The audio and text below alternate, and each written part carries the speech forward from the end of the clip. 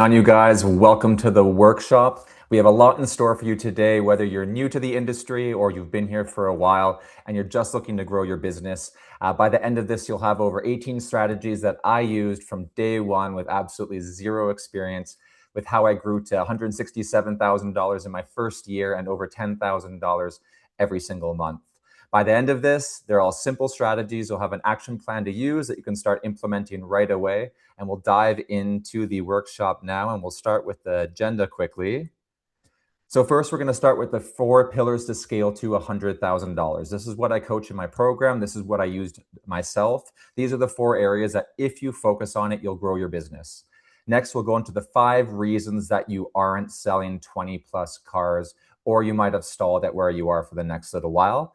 And then we'll do a live strategy exercise that takes about 5 minutes. It's a reflective exercise about where you are now, where you want to be, and what it takes to get there. And then we go into my favorite tool, the conversion calculator. This is a tool that I use with all my clients. It helps us look at what your income is at now, what we need to improve to get it to the income that you want to do. And it shows you actually how simple it is. So I'm excited for that one. And then finally, the 6 strategies that I used myself walking onto the lot with zero experience. It didn't require 10, 12, 14-hour days, you guys. I have a social life outside of work, So this are the exact strategies that I used myself to grow my business. First, the 4 pillars, I made it incredibly simple. Get more leads, book more appointments, close more deals, and save more time. The last one's incredibly important because you only have so much time. And I don't want you to do all of this, working 10 to 12 hours a day. So first, for get more leads, I want you to stop relying on the dealership altogether. Why? I had this conversation the other day with one of my clients. He was saying he gets loads of appointments. How does he have enough time to actually go and book his own appointments? So I asked him, how many do you get a day? How many do you get a week? If you had 10 people walk in, how many of them are closing? He said, oh, maybe 1 or 2. So you're only closing 10 to 20% of the appointments that you get from the dealership, whether they're assigned by management, it's a phone up, or it's just a walk-in, whatever it is. 10 to 20% is incredibly low. When you start booking your own appointments, pre-qualifying them, generating interest and building value, your clients close at a much higher rate. So I want you to stop relying on the dealership and start getting your own leads. Where and how to get more leads. This is the process that we teach you. Where do you find your leads? How do you get them in? What is your process for building value? And then finally, we want to focus on ideal versus difficult customers. We all know those customers that they come in, they waste your time. They just want to create problems. And you know the 80-20 rule, 20% of your customers create 80% of your problems. So we want to focus on the 80% of the customers who are awesome, that you enjoy working with and don't suck the living life out of you, okay? Then we go into book more appointments, because what's the point in getting a bunch of leads if you have no process for actually having them come in? If you have hundreds of leads, but you're getting 2 people to come into the dealership, that is an absolute wasted opportunity. So we want to make you an absolute badass on the phone, email, text, whatever it is to bring these clients in. Fill your schedule with buyers, not criers. You'll see I like rhymes and acronyms. That's what I coach. I like them. You'll see them throughout this workshop. What do I mean by that? We don't want people at your desk wasting your time. When you spend like an hour, hour and a half with a customer and you have this gut feeling inside that you just know this person is wasting your time. They have no intention of buying. You don't even know why they came here. They probably either can't afford the car or they have no genuine interest in even buying a car. So we want to focus on bringing in the clients that are actually going to buy from you and pre-qualifying these people. Next, build value and urgency so your customers can't say no. This is specifically true for over the phone. When you're just calling up a prospect and trying to build value to get them come in, you building value sounds like a salesperson. You want to get the customer to build their own value. And how you do that is by asking really great questions about asking them what it will take to bring them in. So we want you to build urgency and value with every single customer on the phone so they come in faster and they're actually interested when they come in. You don't just pick up the phone, make 100 calls and only get 2 people to come in. That's a complete waste of your time. We don't want to be trading your time for results. Next is measuring your results, not the actual tasks you're completing. What I mean by this is I have a client that says, I've been making 50 plus calls a day, sending 20 plus emails, not getting the results I want. That's a problem in itself. But what you really need to be measuring yourself on is actual booked appointments. You're not a telemarketer, you're not a cold caller inside sales whose job is just to bust out calls all day, okay? You don't want to stop doing things until you actually book the appointments that you need to hit the sales target and income that you want to. Whether that's 2, 3 appointments a day, one to start, don't stop doing your outreach when you're at the dealership until you hit your appointment goal, not your outreach goal. And then close more deals. This, of course, is the sexy one that everybody loves. How do you close more deals? First, we want to remove the kinks that are in your sales process. Are you fumbling objections? Are you not taking enough time to build rapport with your customers? What does your sales process look like? And where do you start to feel like you lose control over the sale? Where you start to feel there's a disconnect between you and the customer, and you might have already lost the sale. We want to nail that down, find out what it is, and completely remove it so you can continuously be progressing the sale. Then we want to be proactive and plan for objections. I don't want you sitting at your desk waiting to overcome objections like we're in some 80s sales seminar, okay?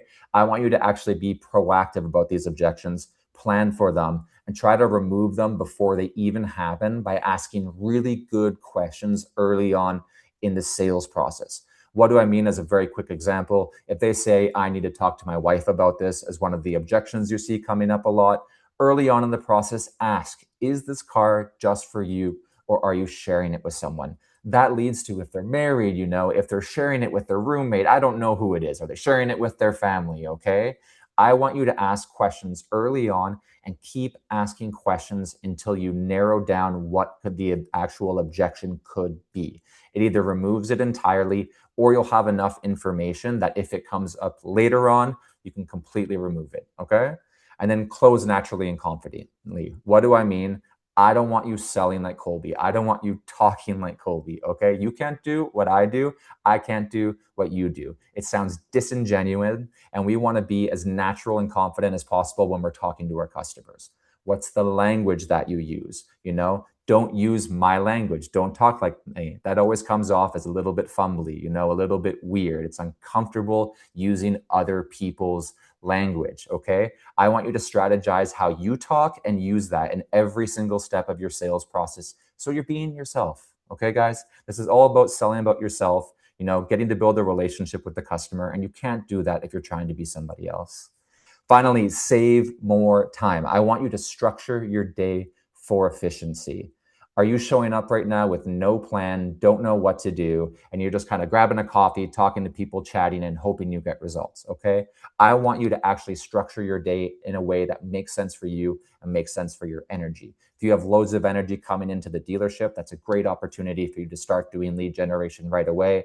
If you're the type of person who's tired in the morning, has more energy in the afternoon, do that in the afternoon. We want to structure it around who you are, what your energy is, and make sure that you're actually completing the tasks that you need to do to grow your business. Then we want to use the 3 R's to sell for you. This is reviews, referrals, and retention. These are incredibly important for scaling your business. This is how you grow on automation. It's how you get the business to sell for you. Reviews can bring people in. Referrals definitely bring people in. And retention, is the gravy on the mashed potatoes, I call it. The mashed potatoes is the work you're putting in to get leads. The gravy is when someone just shows up and they're ready to buy from you and you didn't even have to call them, okay? So use the 3 R's to scale your business. And finally, time should not equal results. I don't want you spending 10, 12 hours a day burning yourself out to get more sales, okay? It's about increasing your conversion rates in each of these areas, getting more high quality leads, booking more appointments than you currently are, and converting more of them. If you can always make more calls. You can always send more emails. I don't want you to do that. I want you to focus on the quality of the customer and stop spending so much time and treating it like a numbers game, okay? Convert more and spend less time. So I want to take you through some strategies that I use, that I've used with my clients for the 4 pillars. First, for getting more leads, build a plan. Have an actual plan. I can't tell you how many people I've asked before working with them, what do you do to get leads? They're like, well, I get some from management. We get a lot of walk-ins. So most people aren't even making a plan for themselves about how to get more leads. How can you grab more leads? Where can you find them? How can you do it? So build a strategy for yourself, and you only need to focus on 2 to 3 areas initially. You don't need to be doing 4, 5, 6 different things, okay? If you want to do that and you have the capacity for it and you know how to do it really well, go ahead. But what I really want you to do is nail down 2 to 3 areas that you're really good at. If you're an absolute badass on the phone, make more calls, just make more calls. If you actually enjoy it and you have some energy around it and you get a lot of conversion out of it, focus on that more. If you're good at talking to people in your service department and bringing customers over to sit down on your desk and converting them, do it through service. If you like posting on Facebook and being on video, you love social media, do that. Find 2 to 3 areas, focus on that, master it, and then you'll get a lot more leads coming in from those areas as opposed to spreading yourself thin over 6 or 7. And then initially, if your calendar isn't already full with appointments, I don't know if you do your own deliveries or you have a delivery specialist, but if your if your calendar isn't already full, you should be spending 80% of your time on lead generation. That is the biggest point that I can make from this. Lead generation is going to grow your business more than anything else. The more leads you have, the more business you'll get, the more cars you will sell. So spend 80% of your day. That doesn't mean 80% just on the phone. It can be spreading it between taking photos of cars, posting on Facebook, going to service, sending emails, whatever it is. Until you have a fully booked calendar, 80% of your time should be spent on getting leads. Next, for book more appointments, phone rapport. What do I mean by that? I used to have a colleague who would sit down and he's like, Colby, why are you so good on the phone? Like, you book so many appointments. And I tell him, because I actually talk to these people like a normal human being. In the first 1 to 2 minutes, I want you guys to build rapport with your customers. What do I mean? Ask them some questions. Hey, are you driving in from anywhere? Oh, did you recently see this or that, whatever current events are, Try to build a relationship and relate to them. You can tell them a quick story about yourself, what you did on the weekend. Take the 1-2 minute when they ask you to bring up a car to actually speak with them. It takes 10 seconds to bring up a car, you guys, but have a 1 to 2 minute conversation. Try to figure out why they're coming in, what's motivating them. And if they have any objections at the end of the call about, oh, I don't want to come in, whatever it is, at least you have some information on them that can help you overcome those objections. Next is have them build value, not you. Every single salesperson says, oh, this is a great car. This is the best car. Come take a look at it. You want them to build value. Ask them questions. How long have you been looking for this car for? Have you been having difficulties? What was it about this car that you like? Ask them lots of questions so that they build value in themselves and they want to come in. That will create more urgency for them as well, okay? So focus on building the value and building the rapport in those phone calls. And third, probably the most important, don't sell the car. I keep hearing so many reps on the line whenever we do any practice sales calls that try to sell the bloody car. They go into the features, they go into the benefits. Nobody wants to hear that on the phone. Your only goal should be booking the appointment. Sell the appointment, okay? Stop getting into details about the car. Once you're talking about too many details on the car, that gives a customer every single reason to say no, because then they can compare it to everything else. Sell yourself, sell the appointment, bring them in, okay? So build value, create urgency, get rapport on the phone, and then schedule them to come in right away. Next, closing more deals. First, we want you to completely remove or minimize objections. We have a process for this. It's called the ASS. Yes, I know, I love it. There's another section that could be P, so it could be pass, but I like the ASS objections. I think it's kind of catchy and funny. First, is to acknowledge your customers. Next is to survey them, find out more about what the objection is. And the third S is finally solve or solution. So many people, when they have objections come up, jump straight into solving the problem. Usually when you do that, the customer feels unheard. You feel like a salesperson, and it comes off really, really tacky, you guys. Acknowledge the customer, reflect back to them what they said, mirror them, thank them for sharing it for you, and then ask more questions about it so you can actually understand what the objection is. As a lot of you know, usually the first objection that comes up isn't even the real objection. It's just a quick way that they want to try to get out the door so they don't buy a car on their first time there because they weren't expecting it. So I want you to minimize and try to remove objections, okay? Ask more questions. That is the biggest key for overcoming objections. Next is close crap clients quickly. You know those customers that want to negotiate for 3 to 4 hours and drain your energy for the rest of the day? The reason that people spend so much time trying to close those customers is usually because you're selling from a place of desperation, unfortunately. You're at less than 10 cars, you're at 5 cars for the month, whatever it is, management's pressuring you. So you want to get as much gross out of the deal as possible and make sure you close them. Close them quickly, give them what they want, stop spending so much time on them. If you're spending 2 to 3 hours with them, but you could have closed them in the first hour by giving them what they want, that next 2 to 3 hours can be used to close another client, book more appointments, and is much more important than going back and forth for hours and hours between management and the customer. Sell them the car, get them out, focus on the next customer and how to bring them in, okay? And then the third, explain next steps when selling to the customer. When you're presenting them with the quote, tell them how your sales process works. So if this looks good, we take a $500 deposit. It takes us about 2 to 3 days to detail the car, have it perfect, ready for you here in the dealership. So we'll schedule you in to come, and then we'll give you the keys so you can go. Show them next steps, explain them what it's like buying the car, and you'll be surprised how many people just sign the sheet right away as opposed to trying to negotiate with you, okay? Use this for any step of the process, whether you've just overcome an objection or whatever it is. Explain next steps to them, show them the door, okay? And then save more time. I can't explain the importance of time blocking. I know everybody hates time blocking, but it's critical for your business.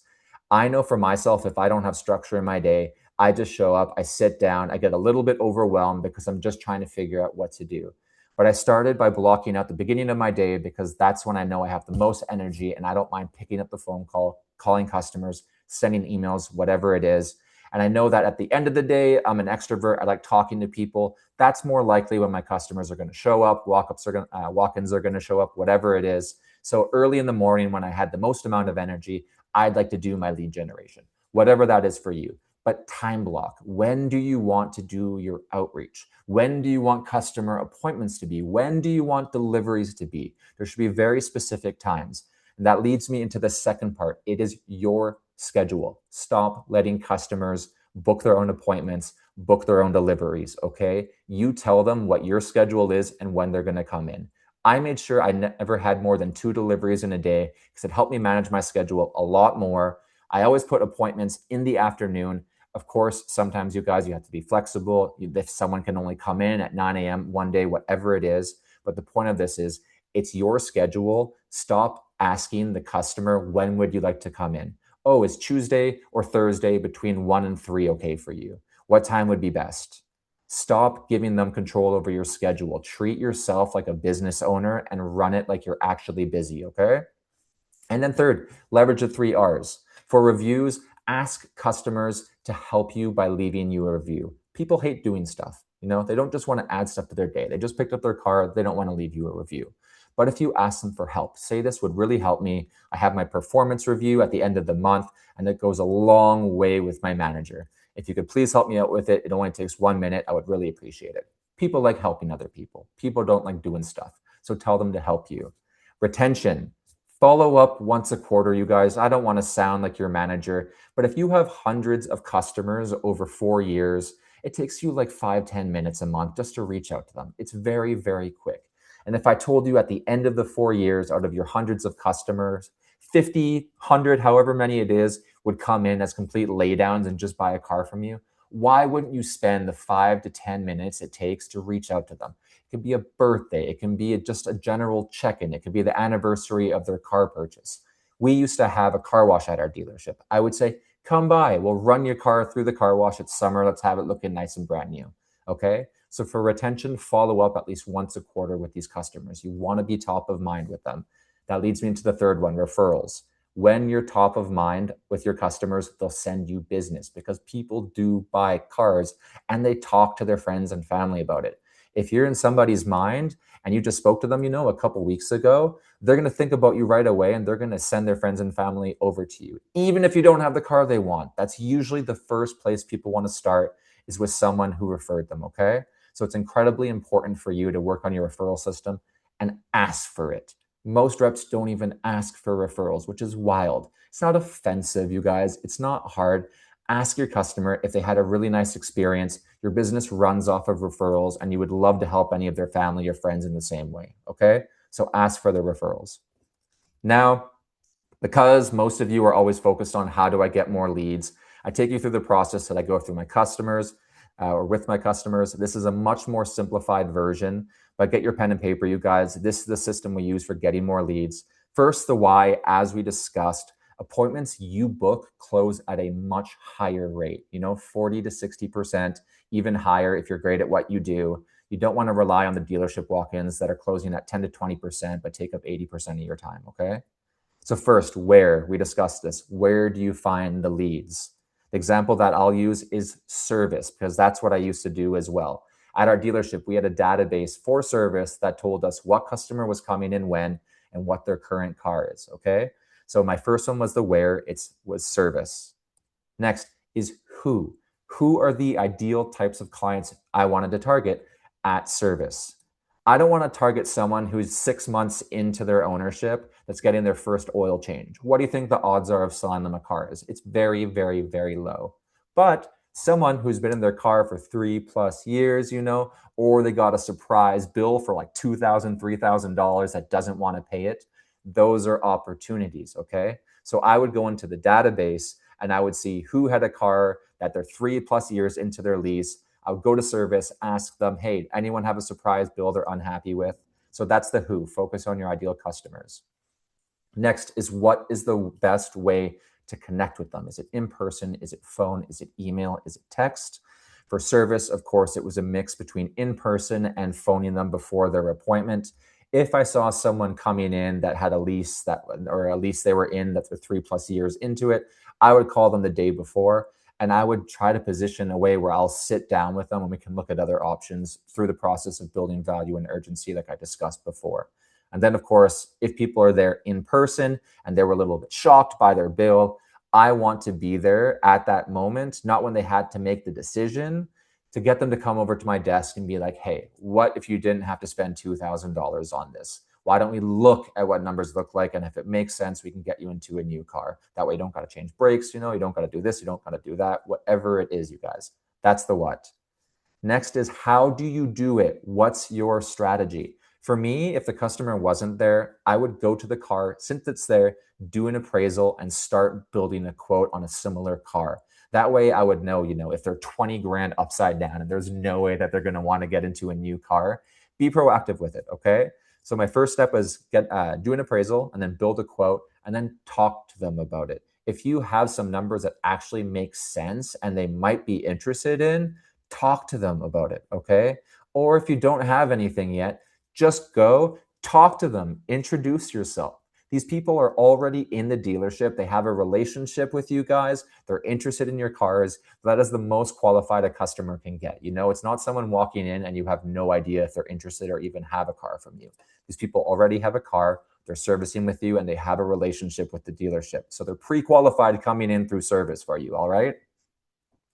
Next is when. This goes back to the time blocking. When should you be approaching these people? So first, what I would do with our system is I would check the appointments a day before, just so I knew who was coming in and who my ideal customers are.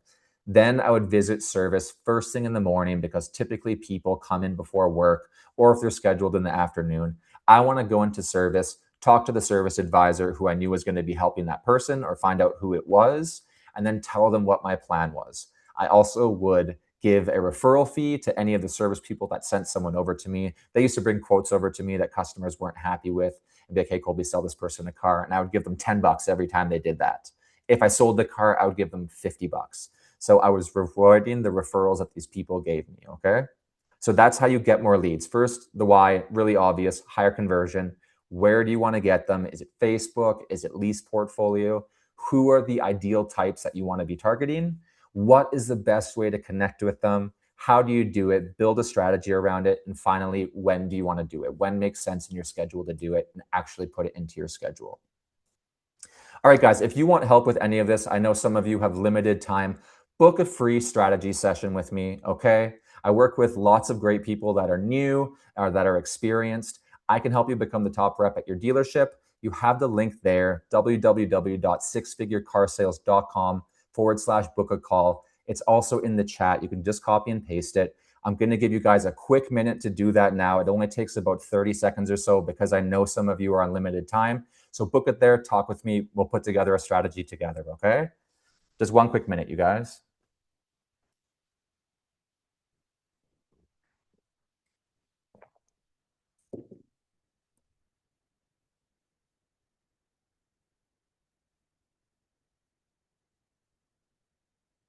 If you guys want help applying this during the call, if you tell me that leads are an issue, if you tell me that you have trouble with objection handling, whatever it is, let me know what you want to do on the call and we can go through it together, okay? We'll set you up with an action plan so that when you leave, we'll discuss whether coaching is a right fit or not.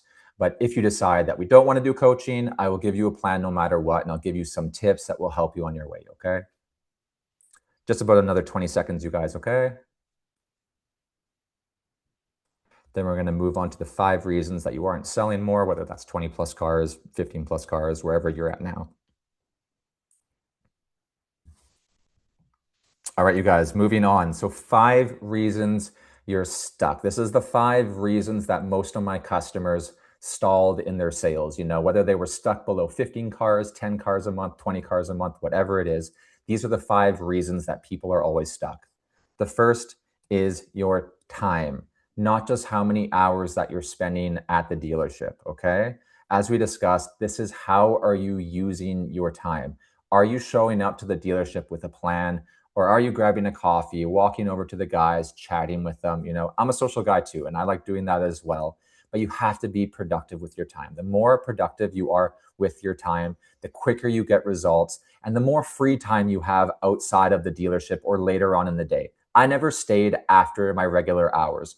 I always came in 30 minutes before because I like to hit the ground running, but I never stayed late, okay? I always wanted to go home to my wife and now my 7-month-old child, all right?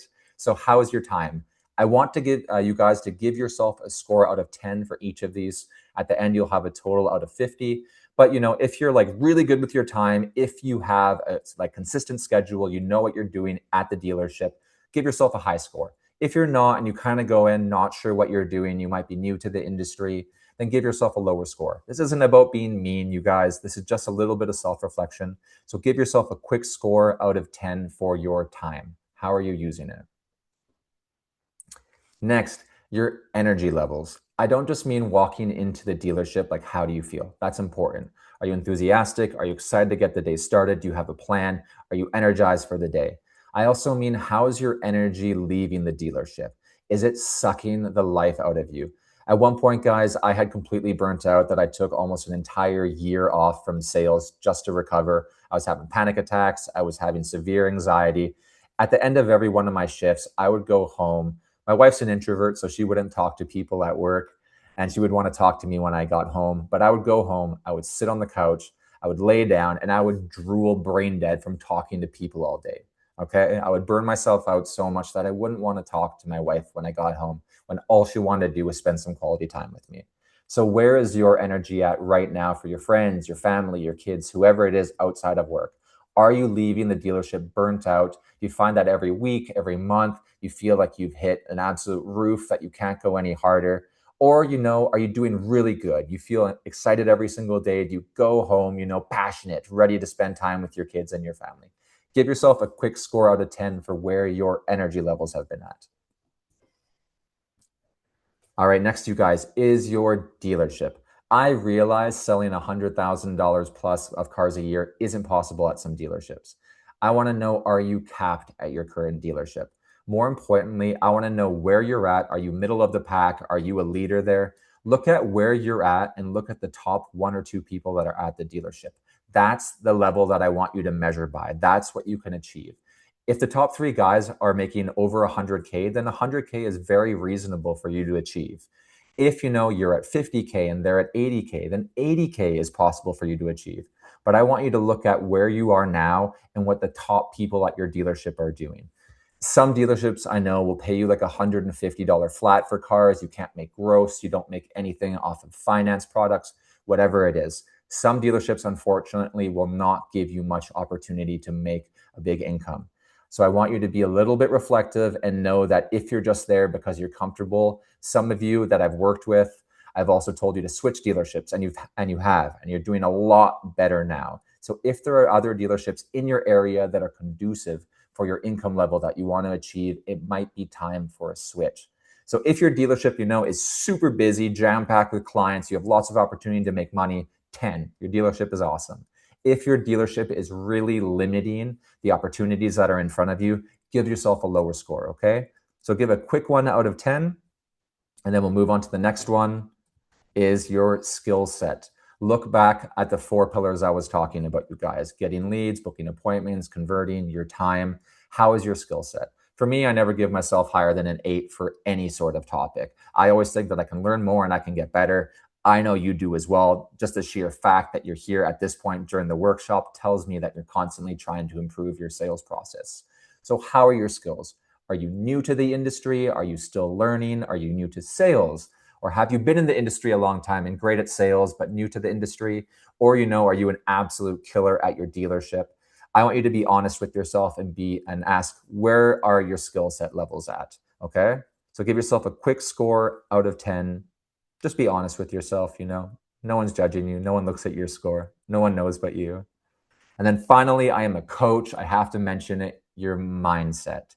Are you the type of person that hates change, says, I can't do this, I don't want to do this? Where is your mindset at right now? Are you excited to grow? Are you a little bit stalled? Do you talk to yourself negatively? You guys, for that year that I was burnt out and I was leaving, I was terrible to myself. No one is more mean to us than we are to ourselves. It's a sad reality, okay? So I want to know, do you go in with a great mindset, ready to work every single day? You're talking to yourself positively, you have a plan, you feel great. Or, are you a little bit down in the dumps right now and doubting that you can actually achieve what you want to achieve as far as income, energy levels, time, whatever it is, you guys. So give yourself a score out of 10 for your mindset and then total it up. If you're crap at math, grab a calculator, on your phone, whatever it is, or just do it in your head. It doesn't have to be perfect. This will give you an idea of where you are now. If you're at 30, that means that you're operating at like 60% capacity. There's lots of room to grow. If you're at 45, you're probably already killing it at your dealership. How do you stay there? Because it usually comes in ebbs and flows for sales. You absolutely kill it, and then you get burnt out and you get tired. So what's your score at? Write that down really quickly, you guys. And then we're going to go into the strategy exercise that I do with all my clients. This is a really good self-reflective exercise. All right, diving into this right away, you guys. Get a pen and paper handy. This takes between 5 and 10 minutes, but I promise you this is 100% worth it. It will help you reflect on where you are now, where you need to go, what's getting in the way, and what's going to motivate you to get there.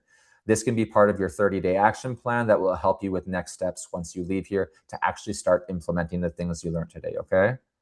So the first one is, where are you now and where do you want to be? Okay. Think about your income. Think about your home life, whatever it is. I want it to be both personal and professional. If you're at 10 cars now and you want to be at 15 plus cars per month by the end of the year, if you're at 50,000 income and want to be at 70,000 income, think about what you want to accomplish in the next year. If you're at 60,000 now, don't give yourself a target of 120K in the first year. That's highly unlikely, okay? Give yourself a manageable target that you're like, I would be really excited about this. It'll make a difference to me and it's meaningful for me. So look back on the things that we talked about, like the 4 pillars, do you want to be getting more leads? Do you want to be better at objection handling? Look at the 5 areas that you might be capped. Do you want to be better with your time and energy when you're at home? What does that look like? I'll give you guys a quick minute. Write down a few things. It doesn't have to be perfect. Write down anything, you guys. It's just a very simple reflection exercise.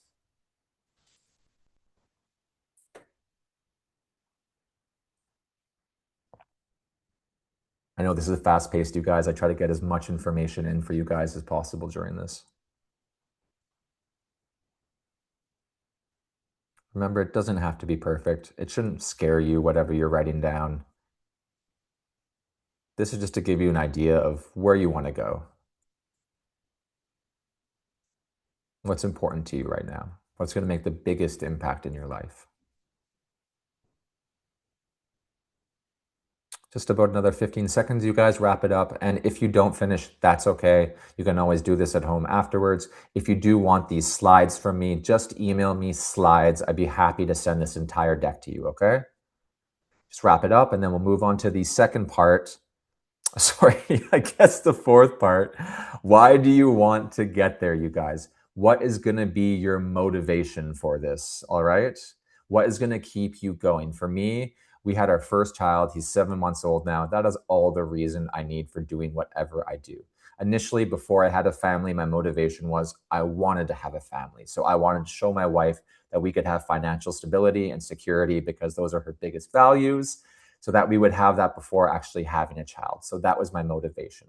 What is it for you? Okay. Do you want to take your family on nicer holidays? Do you want to buy a bigger house? Whatever it is, you guys write down what your motivation is going to be for actually doing this, because usually we have goals in our head that we want to do, and the things that stop us are because we don't have a reason behind it. Give yourself a reason to keep moving forward and keep growing. Okay. So take about a minute here to write that down. What is your motivation? And then we'll move on to, who knows, it could be number 2, number 3. These are all surprises right now.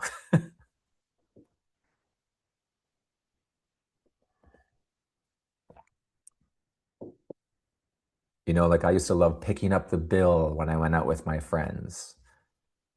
I like to be generous with my money. I like to treat people to things, go out for nice dinners. My wife and I stopped doing gifts and we started going to like really nice restaurants instead. So what is your reason for doing it? What could you do more of? Is this to stop living paycheck to paycheck? Whatever it is, what is your motivation? What is going to help you complete where you said you are now and where do you want to be? Just another 10 seconds, you guys, to wrap this up. And then we'll move on to the next question. All right, I wonder if it's going to be number 2 or 3. Number 2, there we go. What would get in the way of this? I want you to think back onto the 4 areas that you may be capped. What's going to get into the way of you getting there? Also, the 4 pillars. Is it you don't have enough leads? Is it that you halted objections? Is it that you don't know how to close? The 5 other areas. Is your energy level low? Are you not time blocking properly? Why would you not get to where you want to go? No accountability. Is it your dealership capping you? Take a quick minute, you guys, and write down what you think the reasons would be for you not achieving what you want to get. One way I do this as well is I look at where I was previously and where I'm at now, and I ask myself, why didn't I get here sooner? What was the last job that you had, the last dealership that you worked at? Why didn't you move sooner? That usually gives you the same reason why you're not improving right now, or what would get in the way of you improving. Just about another 20 seconds, you guys. Just want to keep on pace here.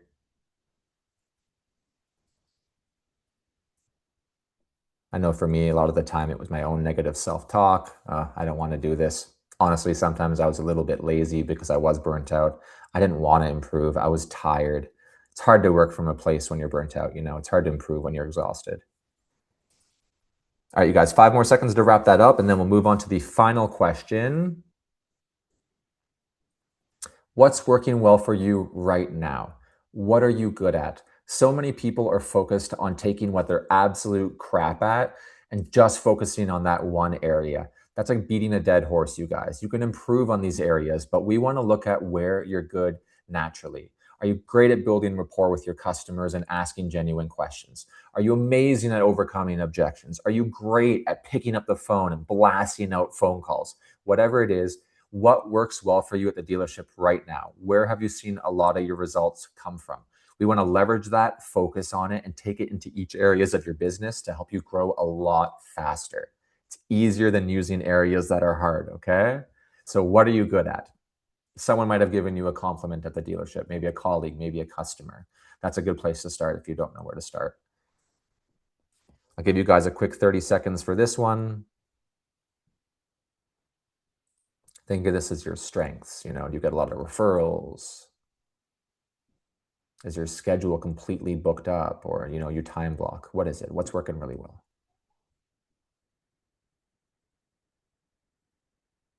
About another 10 seconds, you guys, before we move on.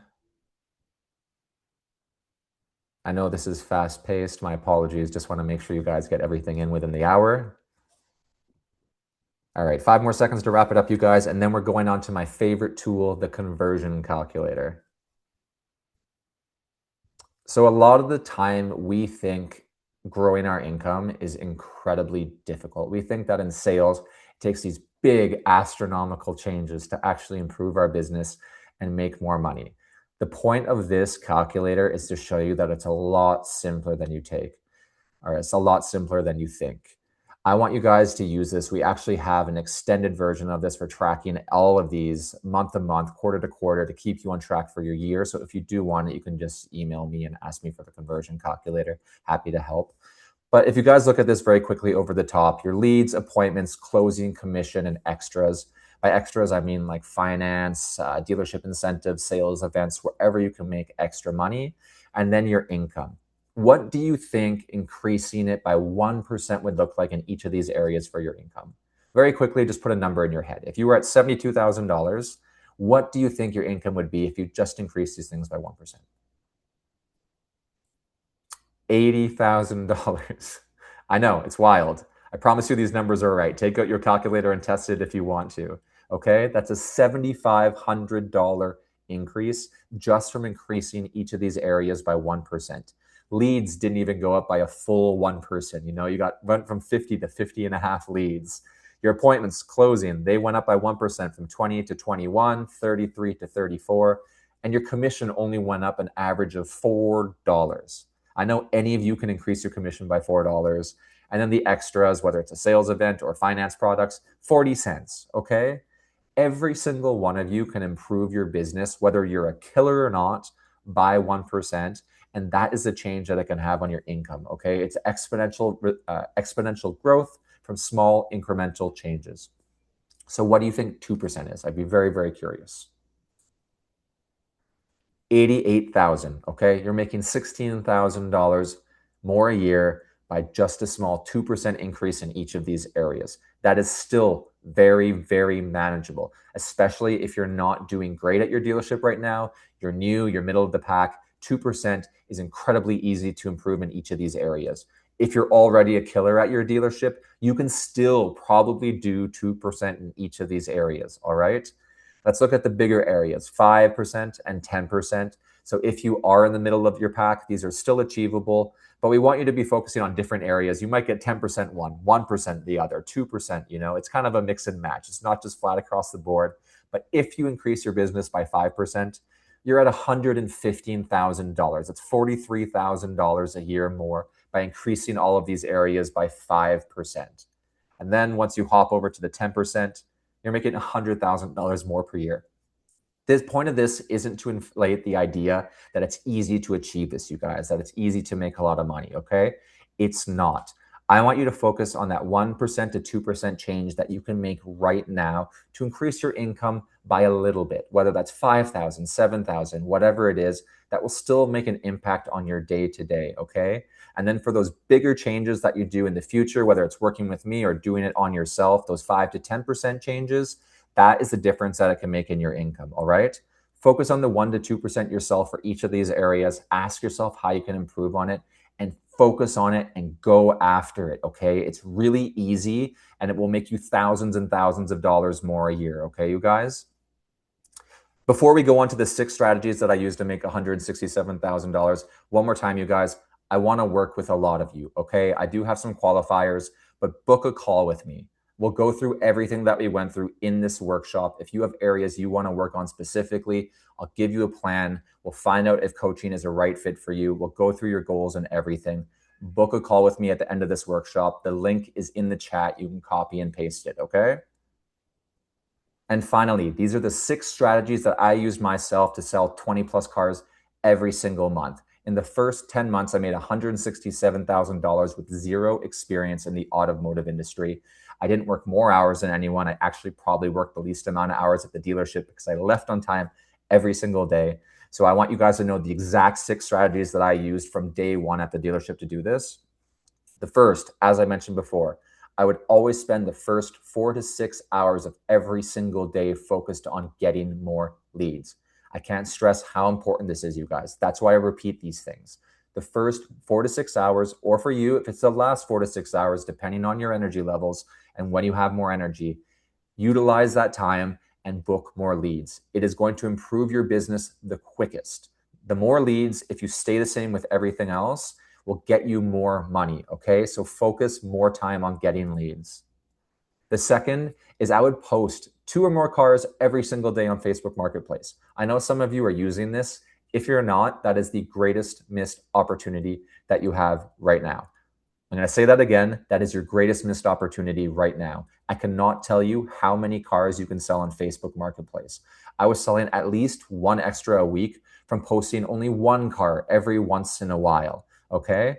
At one point, my manager, he had some as-is cars came in and he used to auction it off. And I asked him, I'm like, these are pretty low price point. Like, can I try selling these? And he's like, listen, man, if you can sell these on Facebook at this price point, go ahead. I sold so many cars on Facebook Marketplace that the dealership started helping me pay to run ads, and they started selling as-is cars just because of me. That is the power of Facebook Marketplace. I don't care if you're in a busy metropolitan area, which will make it a lot easier, or if you're in a tiny rural town. I had customers coming from 3+ hours away for cars I posted on Facebook Marketplace. Every single one of you should be doing this now and spending a lot of time doing it. It doesn't take much effort. Take some photos of the car. Put the kilometers in the detail, the year of the car, if there's a Carfax, and the price. People will message you. And yes, you get a lot of people on Facebook Marketplace that waste your time. But the people that do come in, buy like you would not believe, okay? So spend time on this, you guys. I can't stress this enough. Next is I phoned our portfolio customers until I booked 2 appointments. That was my goal every day, is book at least 2 appointments.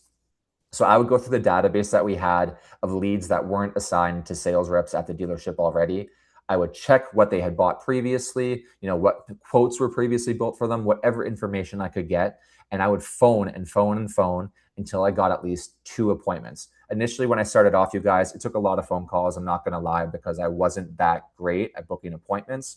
But if you fine tune your conversations on the phone and know what you're doing, it'll increase your conversion a lot faster. And then for the same 50 calls you're making, you might get 4 appointments versus the initial 1 or 2 that you're doing right now. Okay. So I want you to phone people until you book at least 2 appointments. 2 appointments a day is 10 appointments a week. That's 40 a month.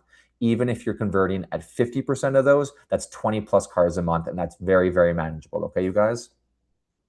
Next is I set up a referral structure in service. What I told you before, every single time they brought me a quote from a customer, or a customer that was unhappy with their car or even discussed upgrading to them, they would bring it over and they would make an introduction.